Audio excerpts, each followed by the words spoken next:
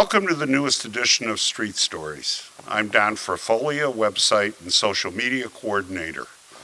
We had the privilege of visiting the Bishop Cosgrove Center recently, which is operated by Catholic Charities of the Diocese of Cleveland.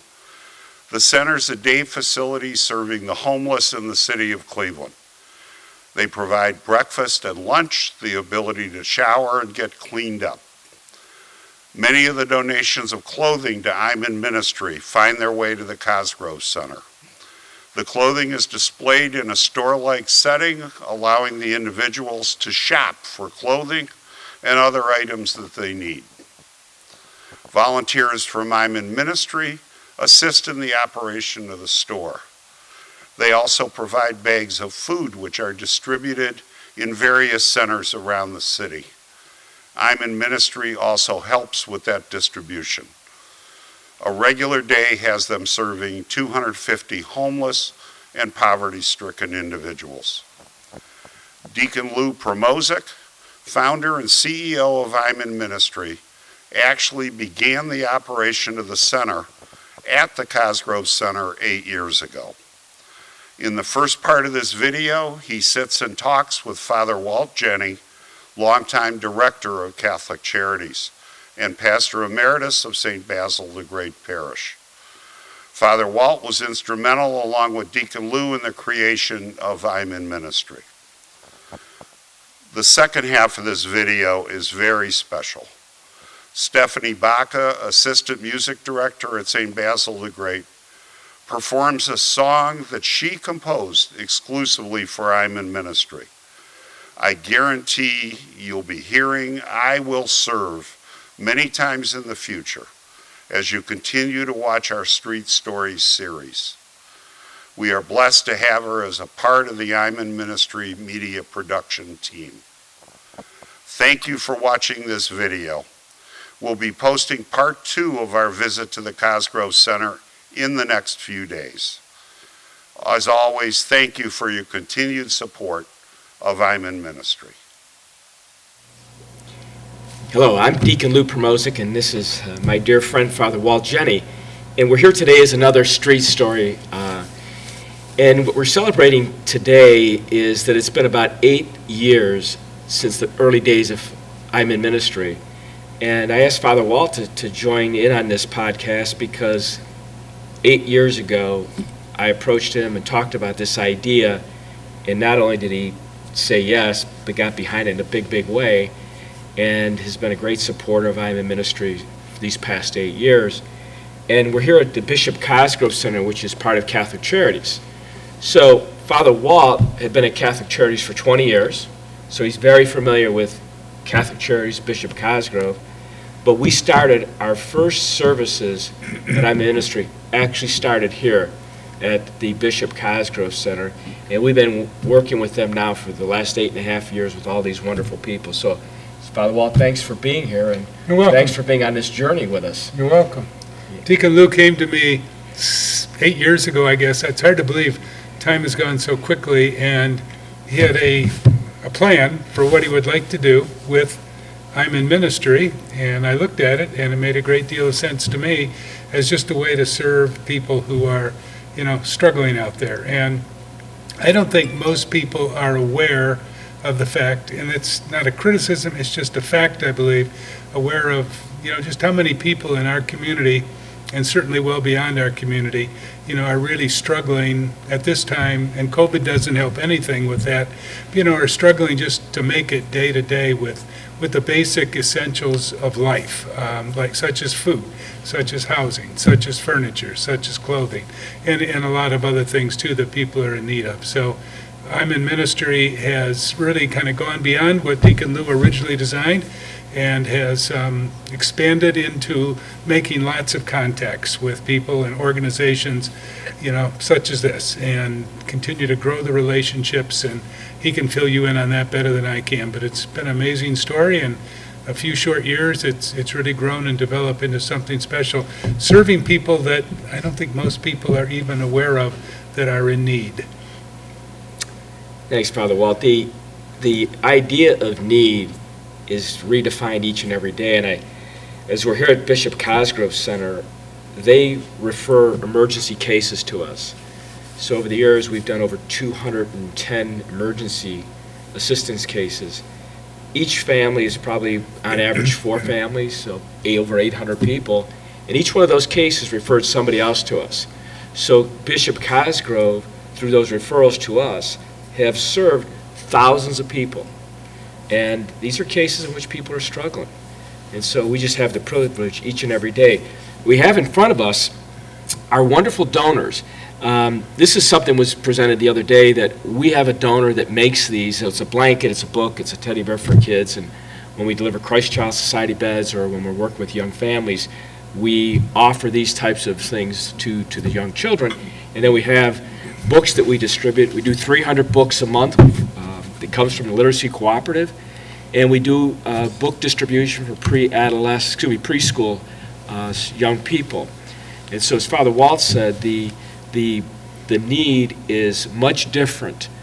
We have served over 92% of the zip codes in Cuyahoga County and 20 outside the county, and from every age group imaginable, from every group of the population, the melting pot of the world. And so as I've thought about this, I was reflecting on something that Father Walt had taught me many, many years ago. Every day what we see are good people. People who make things like this blanket, people who donate furniture, people who donate clothing. And on the other side, people who receive and are just so gracious and appreciative. And, you know, the donors, the volunteers, the staff of IMIN Ministry make this all possible. And if it wasn't for the financial supporters and all of that, we never would have served 20,000 people, you know, in the last 24 months. But it's the goodness that Father Walt talks about. And so I've had the privilege to experience what Father Walt was trying to teach me many, many years ago, but I didn't have the listening skills. But people are truly, truly good. And, you know, and that was the mantra of Bishop Hilla. He would say, good people. And that's what I've learned. I've learned that the demand and the needs, as Father Walt had mentioned, are beyond severe. But I've also learned that people step up and make the impossible happen out of their goodness. Out of the goodness of their hearts. And the other, and Deacon Lou can speak to this too, but the other population that's out there that, you know, I'm aware of, and this is universal, you know, you have universal in the country, but particularly universal in the Diocese of Cleveland, is there's so many older adults out there who are virtually alone, whether their family has died, the family has moved away, they're not connected, but people who really are just very, very much alone, and sometimes in need of food, sometimes in need of other things, you know, whatever needs they meet, transportation, help, assistance. But there's like a whole underbelly of people out there that no one really is aware of unless you talk to them and connect with them and just see how serious the need is with them. And I think you're experiencing that as well, Lou. The fastest growing age group that we're seeing today are elderly. Women in their mid to late 80s, husband may have passed away years ago, they've outlived their financial resources. And it will be soon, within the next couple of years, that 20% of the people we serve will be elderly. And we just had a recent referral from here at Cosgrove Center about a week ago, in which an elderly gentleman, homeless, was in the hospital at the Cleveland Clinic, and he was in intensive care, and then finally he moved a step down. And they wouldn't release him because they said he's going to go back on the street. He won't last 8 hours. And so we get the referral, and the day he got out of the hospital, we were there, and we furnished him an apartment. But he was elderly, as Father Walt talked about, lonely, no food, nothing. And the thing is, he didn't do anything wrong in life to get there. It happened. And so we see the elderly population in many of the suburban areas that we go to, and be it elderly, loneliness, some form of memory loss. But it's very sad to see, and it's sad to when we talk about numbers, when people say, well, I'm in ministry, you serve lots of people. I don't like to brag about it because it's sad. It is very painful for me to say we've served 20,000 people, because that means there are 20,000 people that are hurting, and we're only serving a small population. So, as Father Walt has said, the elderly are underserved, and hopefully with IMIN Ministry we'll be able to turn more of our time and attention and more of our resources to really helping them. So Father Walt, it's been 8 years. We need to get ready for the next date, so we're going to have to go on some pickups and deliveries together, and we're going to have to go out there and continue to serve people. And I know what he's thinking. I'm crazy, and but that's okay. And so hopefully we can get some people to volunteer to help us, so you don't have to go on as many pickup and deliveries over the next 8 years. So.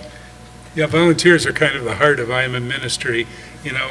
Both those, all those folks who donate, and the donation can come from, if you have furniture, if you have clothing, if you have other household utensils, kitchen utensils, all that kind of stuff, they can recycle to other people who are very, very much in need of it. Because somebody was just telling me yesterday, we have all this furniture, and I'm going to be going into an assisted living, and I don't know what I'm going to do with it, and it's very important to me. I said, well, let's give it to someone that can really benefit from it and use it, and you'll be happy, and the people certainly who receive will be happy as well. And I'm not sure I got that person that far yet, but at the end of the day, they'll all say, my children really don't want any of this stuff. They really don't.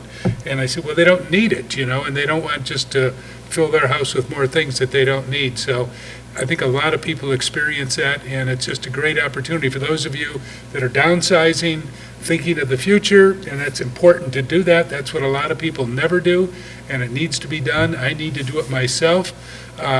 What's the future hold, and how are you going to get there, and what's it going to look like for you?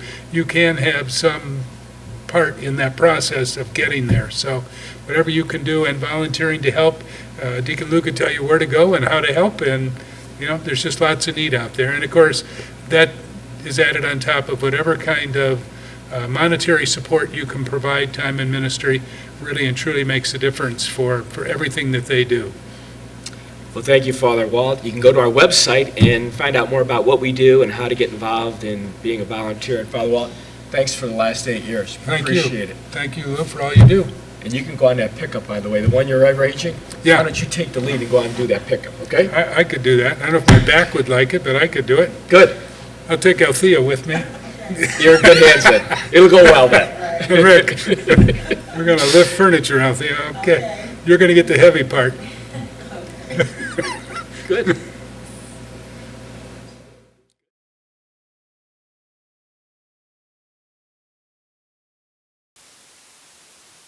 Lord, I come as your servant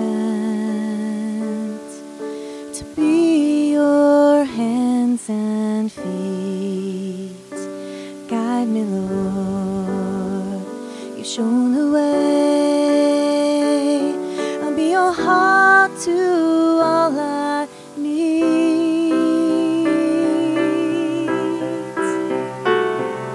And I will serve. I'll be your light into the world, bringing your love to all we meet.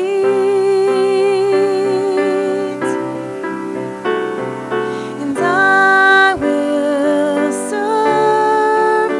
I'll be your light into the world, showing the way. We are your hands and feet. Lord, I come as your child. Fill me with your blessed grace. Give me strength to be like you, to see you in each person's face.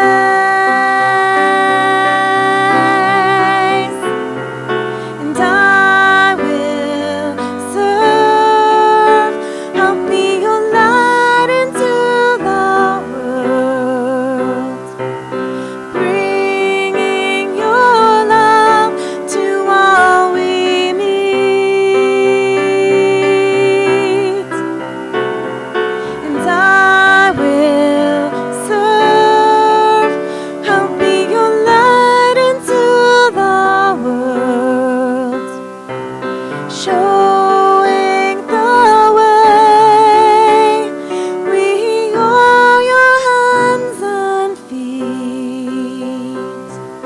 show